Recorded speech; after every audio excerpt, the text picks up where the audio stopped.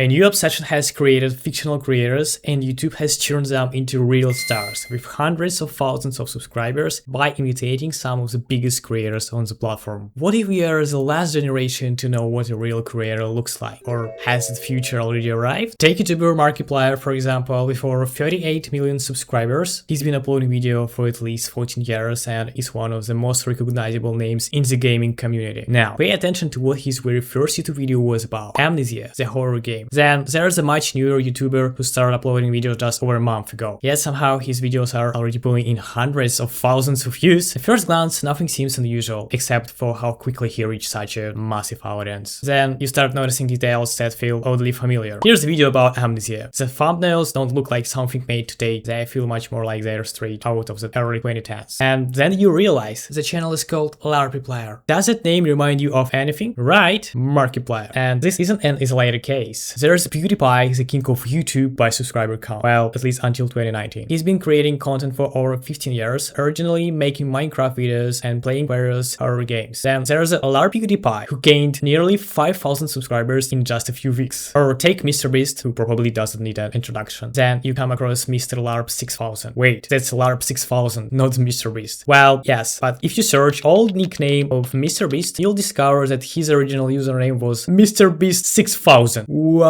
And there are many more examples. Even more surprising is that videos about this phenomenon are now getting millions of views. The very thing people used to mock is now being rewarded with likes and subscribers. So if this has become the new normal, how did YouTube and its viewers end up embracing it? YouTube itself has been around since 2005. Since then, billions of videos have been uploaded to the platform. And if you compare YouTube back then to what it's today, they almost feel like two completely different platforms in terms of design, features, and the sheer amount of content available. But over all those years, it wasn't just YouTube that changed. The people creating and watching content changed too. The kinds of videos that used to get millions of views often get almost none today. Trends come and go faster than the sun can set, but there's one key difference between YouTube then and YouTube now that almost nobody talks about. Back then, when people uploaded videos, they felt like they were experiencing something completely new and unlike anything that had existed before. That's why you'll find people simply sharing personal moments without thinking about popularity, personal gain, or even making money, because the YouTube partner program didn't even exist yet. People just wanted to share moments from their lives. Simple video titles, no professional thumbnails, designers, no editors, just a video, just a moment. Like me at the zoo. By the way, that's the very first video ever uploaded to YouTube. It all felt genuine, it was unique, it was unexplored. And because of that, the content reflected those same qualities. In one word, real. You could call that period the era of the real YouTube. But in May 2007, something happened that arguably changed everything. YouTube introduced monetization. It was the first time creators could actually earn money from the content they made. And with that, the rules of the game changed. If YouTube had once been a hobby, something existing simply because it was new, it had now become something you could build a career around. Channels with real production while you started appearing, professional editing, carefully written scripts, consistent uploading schedules. Little by little, YouTube was transforming into business across every genre imaginable. This was also the era when Smosh exploded in popularity, becoming one of the most recognizable channels in the world through sketch, parodies, and comedy videos. And yes, this was long before apps like Vine even existed. Leave a like if you remember those days. This marked the beginning of something much bigger. As audiences grew, so did the popularity of performing characters, playing a role, creating a fictional persona. Suddenly, those things would generate real income. But there was one important difference between then and now. Back then, people understood that it was just a character. It obvious. There wasn't an endless variety of content competing for attention yet. Everyone knew they were watching a comedy channel. The situations were fictional, the characters weren't real, and because of that, there wasn't any widespread backlash over creators playing roles. But that wouldn't last for long. YouTube's audience was growing at an incredible pace. At the same time, computer technology was advancing faster than ever before. And then came virtual characters. That was the first real warning sign, one that would go on to play a major role in shaping both the platform itself and the way viewers perceive online personalities today. Then came virtual YouTubers, or simply vtubers. These are completely fictional animated characters that speak on behalf of the real creator, or sometimes an entire company, while the actual person remains behind the scenes. One example worth looking at Kizuna AI. Wait, she already had AI in her name back in 2016? Those people were way ahead of their time. Seriously though, according to Internet Archive, she was still called Kizuna AI in 2019? Oh gosh, that's actually pretty awesome. An attractive anime character, an anime style voice, she sings, she dances, she completely replaces a real on-screen host, and she was was making videos like a strange thing that has been reflected in Google Maps? What? According to Wikipedia, she's the most subscribed VTuber in history. Judging by the millions of views she was getting, her success was undeniable. Because of that success, both YouTube as a platform and its audience became much more receptive to fictional personalities that didn't exist in the real world. But there was one problem. As technology improved, it became easier and easier for anyone to create a virtual character and start uploading videos. The number of low-quality channels with nearly identical looking characters exploded. And as those channels multiplied, so did a negative reaction from viewers. Then in November 2021, YouTube made another major change. The platform hit the public dislike count on every video. There were many reasons behind the decision, including harassment, hate campaigns, and bullying. Then technology took another enormous leap forward. Generative AI arrived. Even in the past, creating videos required a camera, your own face, your own voice,